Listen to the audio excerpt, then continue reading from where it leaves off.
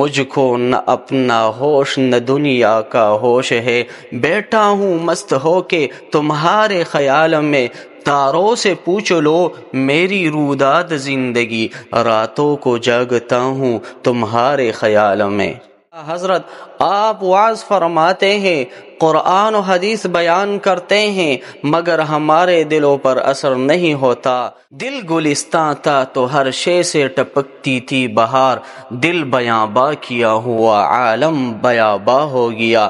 میرے دوستو، جب محبت الہی دل میں راسخ ہو جاتی ہے تو یہ انسان کو اوج ثریا پر پہنچا دیتی ہے۔ جس آنکھ میں محبت سما گئی وہ نگاہ نگاہ ناز بن گئی، جس زبان میں محبت سما گئی وہ زبان شجر موسوی کا مصداق بن گئی، جس دل میں محبت الہی سما گئی وہ قلب عرش الہی کا مصداق بن گیا، جس شخصیت میں محبت الہی سما گئی وہ شخصیت برکات الہی کا سرچشمہ بن گئی۔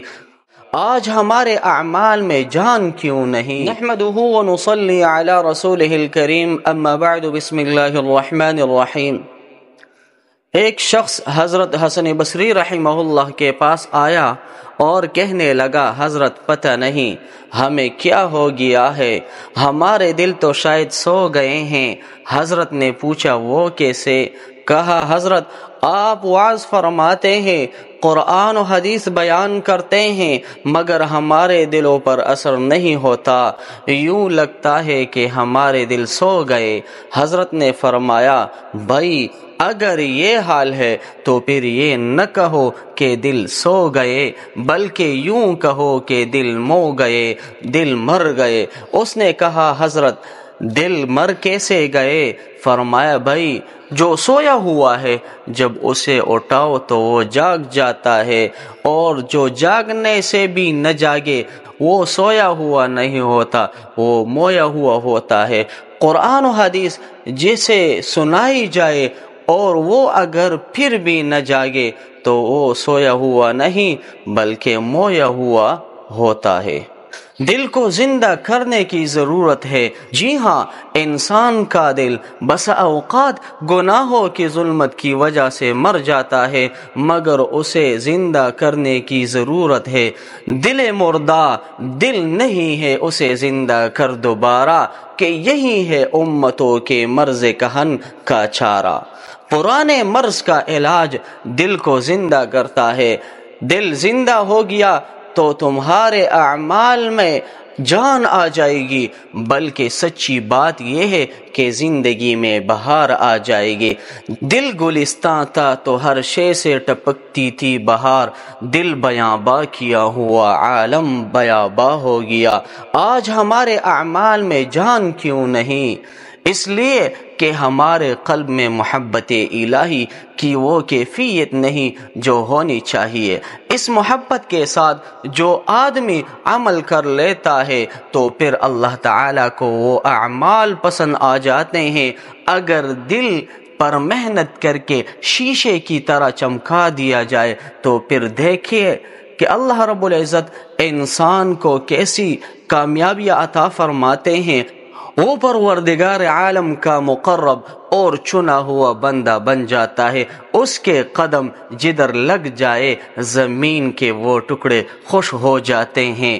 حدیث مبارکہ میں آیا ہے کہ جب مومن کی دعا کے الفاظ اوپر پہنچتے ہیں تو فرشتے حیران ہوتے ہیں اور کہتے ہیں کہ یہ بڑی مانوس آواز ہے، یہ آواز تو وہی ہے جو ہم پہلے بھی سنا کرتے تھے۔ فرشتے اس دعا کے لیے دروازے کھولتے چلتے جاتے ہیں کہ اس بندہ کی آواز اللہ کے حضور میں پہنچاتی ہے اور اللہ تعالیٰ اسے قبولیت کا شرف عطا فرما دیتے ہیں۔ اللہ اکبر۔ میرے دوستو، جب محبت الہی دل میں راسخ ہو جاتی ہے تو یہ انسان کو اوج ثریا پر پہنچا دیتی ہے۔ جس آنکھ میں محبت سما گئی وہ نگاہ نگاہ ناز بن گئی، جس زبان میں محبت سما گئی وہ زبان شجر موسوی کا مصداق بن گئی، جس دل میں محبت الہی سما گئی وہ قلب عرش الہی کا مصداق بن گیا۔ جس شخصیت میں محبت الہی سما گئی وہ شخصیت برکات الہی کا سرچشمہ بن گئی۔ غرض یہ محبت الہی انسان کو اتنا اونچا اٹھاتی ہے کہ یہ خاک کی مٹی فرشتوں کو بھی پیچھے چھوڑ جاتی ہے۔ فرشتوں سے بہتر ہے انسان بننا، مگر اس میں لگتی ہے محنت زیادہ۔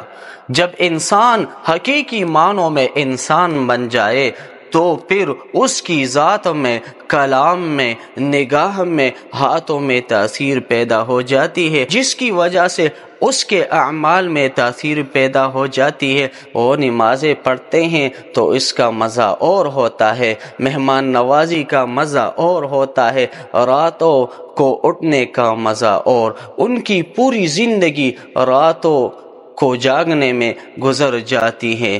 مجھ کو نہ اپنا ہوش نہ دنیا کا ہوش ہے، بیٹھا ہوں مست ہو کے تمہارے خیال میں، تاروں سے پوچھ لو میری روداد زندگی، راتوں کو جاگتا ہوں تمہارے خیال میں۔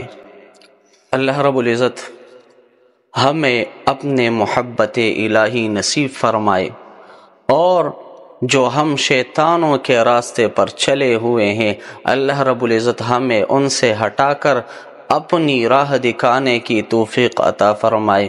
وآخر دعوانا ان الحمد للہ رب العالمین۔